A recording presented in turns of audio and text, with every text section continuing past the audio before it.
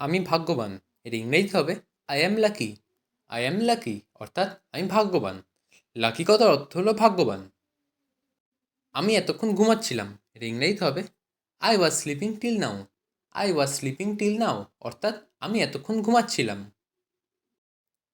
অভ্যাস বদলাও এর ইংরেজি হবে change the habit. Change the habit অর্থাৎ অভ্যাস বদলাও। হ্যাবিট কথার অর্থ হলো অভ্যাস। এগুলো অপ্রয়োজনীয় এর ইংরেজি হবে these are unnecessary. These are unnecessary অর্থাৎ এগুলো অপ্রয়োজনীয়। আননেসেসারি কথার অর্থ হলো অপ্রয়োজনীয়। এই বিষয় নিয়ে এত ভেবো না এর ইংরেজি হবে don't worry so much about this. Don't worry so much about this অর্থাৎ এই বিষয় নিয়ে এত ভেবো না। তারা ট্রেনে করে কাজে যায় এর ইংরেজি হবে they are go to work by train. They are go to work by train অর্থাৎ তারা ট্রেনে করে কাজে যায়। তাকে খবর দাও এর ইংরেজি হবে ইনফর্ম হিম। ইনফর্ম হিম অর্থাৎ তাকে খবর দাও। লাইনে থাকো এর ইংরেজি হবে stay in the line.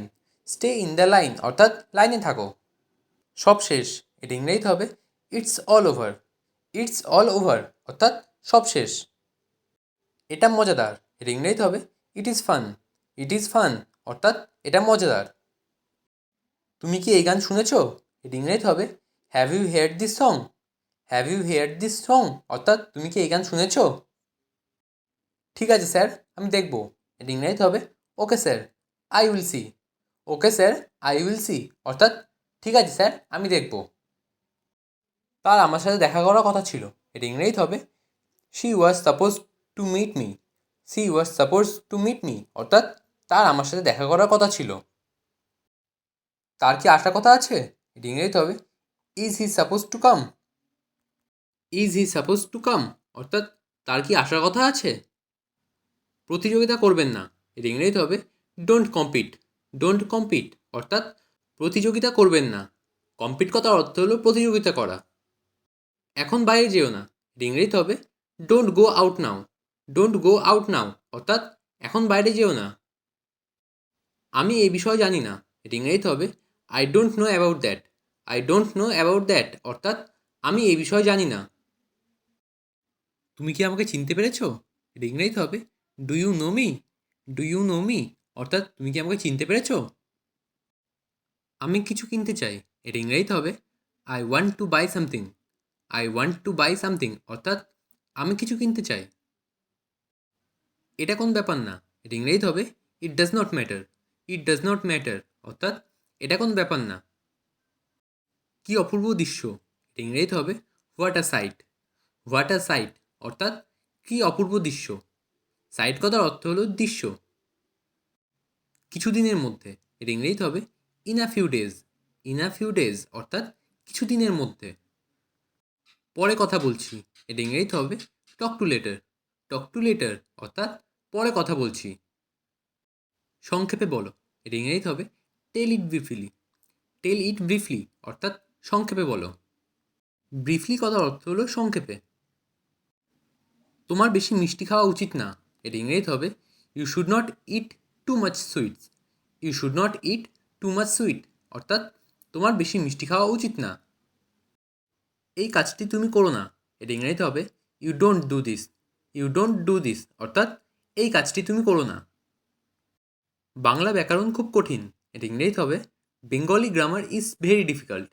Bengali grammar is very difficult অর্থাৎ বাংলা ব্যাকরণ খুব কঠিন। ভেরি ডিফিকাল্ট কথার অর্থ হলো খুব কঠিন।